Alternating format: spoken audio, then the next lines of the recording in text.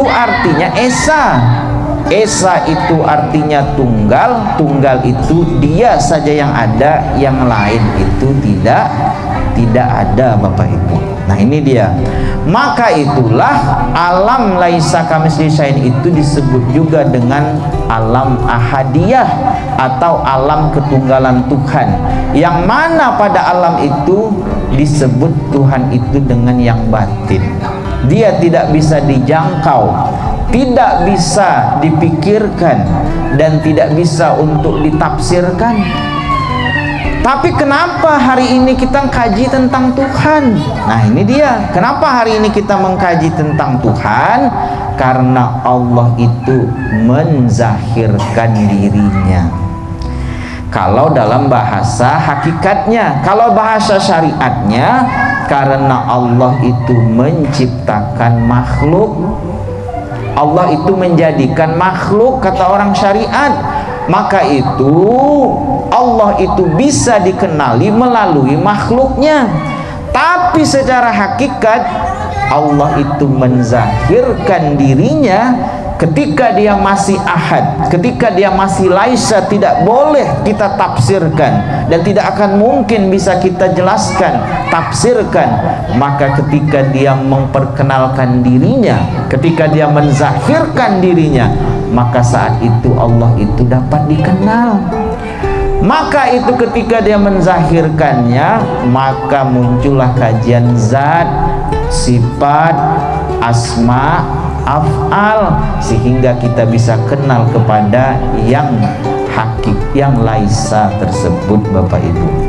Maka itu dalam sebuah hadis qudsinya, saya sebutkan kemarin kepada Bapak Ibu, hadis qudsi itu firman Allah, cuman tidak termaktub di dalam Al-Quran. Dalam hadis qudsi disebutkan kuntu kanzan mahfian fa ahbabtu an u'rafa fa khalaqtu halqa liya'rifani. Kata Allah, aku ini pembendaharaan yang tersembunyi. Dulu aku batin, aku ahad, aku tunggal, yang lain tidak ada. Maka aku ingin dikenal. Kalau dalam bahasa lainnya, aku ingin diakui sebagai Tuhan. Tapi siapa yang hendak mengakui dia sebagai Tuhan kalau dia masih tunggal, masih sendiri, yang lain tak ada? Maka kujadikanlah makhluk, kata Allah. Dengan makhluk itu maka dia akan mengenal diriku. Maka itu Bapak Ibu, ketika kita memahami bahwa Allah itu wujud, Allah itu ada, dan pada akhirnya ketika kita memahami sifat 20, kita memahami tentang syahadat yang di ujungnya menyampaikan kita bahwa kita ini tidak ada, maka sebenarnya yang ada itu hanya Dia. Maka Dia adalah sedia-dianya Dia. Maka itu ketika muncul kata sedia-dianya adalah Dia, maka muncullah satu pemahaman, yaitu yang banyak terhimpun pada yang satu. Yang banyak ini di alam semesta ini terhimpun pada yang satu. Lalu muncul lagi satu kajian, yaitu seluruh yang satu zahir pada seluruh yang banyak. Ini dia Bapak Ibu. Kajian ini dikenal dengan kajian wahdatul wujud dan wahdatul syuhud.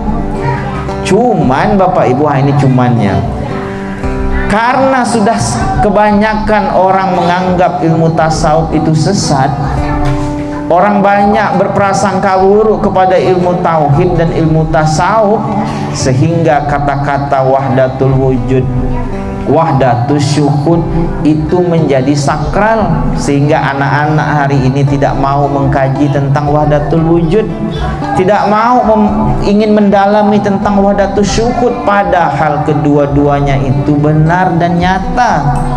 Maka itu kalau Bapak Ibu buka denah kita yang ada gambar bulat-bulat itu, dari atas ke bawah, yang satu zahir pada yang banyak.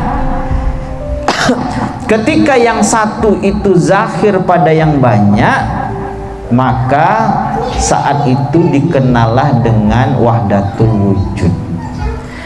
Lalu ketika yang